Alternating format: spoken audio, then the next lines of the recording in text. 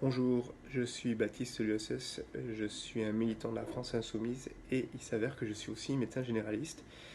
J'ai appris la semaine dernière, le député sortant Alexandre Freschi avait fait une réunion sur les déserts médicaux.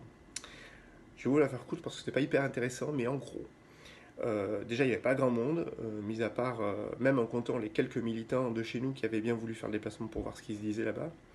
Mais ils sont contents d'eux. C'est pas terrible, leurs résultats, ils l'avouent eux-mêmes, mais ils savaient pas comment faire différemment. Mais quand même, il faudrait leur refaire confiance pour les 5 ans qui viennent.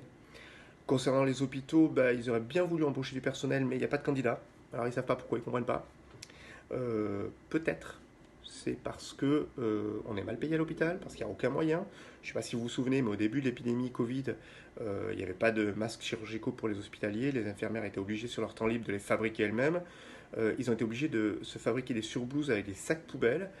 Ils n'ont toujours pas réintégré les soignants non vaccinés, alors que les dernières études montrent que finalement, ils ne semblent pas être plus contagieux que les non vaccinés. Donc en gros, ils ont tout faux. Concernant le manque de médecins généralistes, qui est un peu plus mon domaine, le manque de médecins dans les campagnes, alors là non plus, Alexandre Freschi, il n'a pas grand-chose à dire, il ne sait pas quoi faire. Je vais l'aider un peu parce que nous, on connaît bien le sujet. D'abord, Monsieur Freschi, le problème, c'est que des médecins généralistes, il en manque partout sur le territoire. Il en manque chez nous, bien sûr, mais il en manque à Bordeaux, il en manque à Paris, il en manque partout. Alors là-dessus, ils sont contents parce qu'ils ont supprimé le numerus clausus, donc des études de médecine.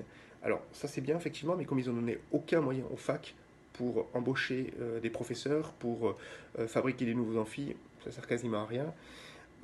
Sinon, ils proposent des avantages fiscaux pour que les médecins s'installent dans les zones sous-dotées, hein, comme si les médecins manquaient d'argent. Ils proposent de la téléconsultation pour que vous soyez soigné à travers des écrans, et puis aussi de faire des commissions pour savoir ce qu'il faut faire.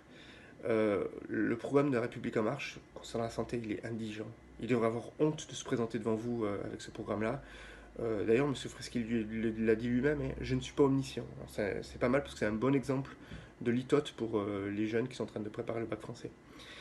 Pour ceux qui seraient tentés de voter pour les amis de Mme Le Pen, en fait, le programme de santé du Rassemblement national, c'est à peu près la même chose en pire, parce qu'en plus, il propose de supprimer l'aide médicale d'État, c'est-à-dire le seul moyen de soigner les étrangers qui n'ont pas encore leur papier en France. Donc ce qu'il propose en gros, c'est de les laisser mourir sur le bord du chemin quand ils sont malades. Voilà, ça donne un peu l'état d'esprit de ces gens-là. Heureusement, je sais que les consoeurs et les confrères feront jamais ça et les soigneront gratuitement s'il le faut, mais enfin, c'est un peu flippant quand même. Sinon, il y a les candidats de la Nouvelle Union Populaire, dont M. Courage-Long, qui, eux, proposent de donner des moyens aux facs pour former des nouveaux médecins, de donner des moyens à l'hôpital pour sortir de l'hôpital-usine, de faire des centres de santé salariés, des centres de santé d'État, un peu partout sur le territoire, là où on a besoin de médecins généralistes, de dentistes, etc. C'est chiffré, ça répond aux besoins, donc bah, c'est ça qu'il faut faire, quoi. Du coup, bah, les 12 et 19 juin prochains, n'oubliez pas que c'est de votre vie qu'il s'agit. C'est pas un duel d'ego, c'est pas une course de petits chevaux, c'est votre quotidien. Si vous arrive quelque chose de grave, est-ce que vous allez être bien reçu dans un hôpital près de chez vous? Est-ce que tout simplement il y aura un hôpital près de chez vous? Est-ce que si vous avez besoin d'être pris en charge par un médecin généraliste, vous allez en trouver un?